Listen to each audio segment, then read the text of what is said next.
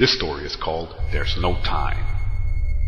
There once lived an old, decrepit man whose life was worn out by his constant struggles in a small town outside of Stratford, Texas. He had been placed in a psych ward and forgotten by his wonderful and caring children. He had spent his last few years before his retirement working as a traveling salesman. There wasn't a thing he couldn't sell, at a bargain price, of course. Everyone knew him well. By his 65th birthday, he began, oddly enough, displaying erratic behavior. He would spend countless hours looking at his mantel clock, situated above his chimney. At first he began mumbling incoherently that there wasn't any time. His family didn't pay much attention at his wild ranting. They figured he'd been stressed at his retirement. So they ignored him, hoping he would get better with time. But after months of waiting, nothing seemed to change. As a matter of fact, his ranting became wilder and more rampant. There's no time! Nothing his family did could stop him from yelling. There's no time. His family began to question his ranting. Could he foresee impending doom coming? Had he become a prophet? Word spread about a man who seemed to have this incredible power to foresee impending doom. A following began to surge.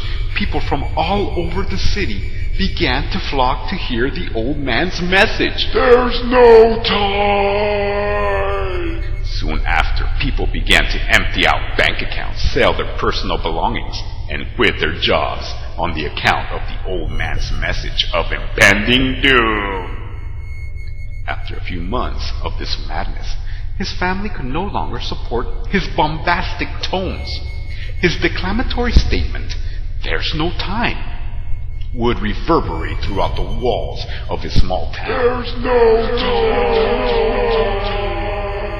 time! His family decided for his 66th birthday to institutionalize him at a mental ward just a few miles from where they lived, far enough from the little town to keep his maddening rant from being heard. Soon they released him to the state, and a scheduled day for his pickup would be near. On the day of his transfer, the orderlies attempted to remove the old man by force. He clutched his mantel clock, yelling and screaming, There's no time! The scared orderlies wore crucifixes and spread holy water all over themselves in order to keep perceived spirits from haunting them. Many months passed by, and slowly the old man's ranting had soon been forgotten in the small town. Yet the old man could be heard yelling throughout the ward's halls as he clutched his beloved mantel clock. There's no time! Could be heard echoing on a daily basis. Many orderlies came and went. Many transferred because they just could not take the old man's ranting. But soon a young orderly arrived from another state. He was unaware of the difficulty of his assignment. On the first day on the job, he met the old man, sleeping quietly, clutching his clock. He looked at him and saw something rather strange.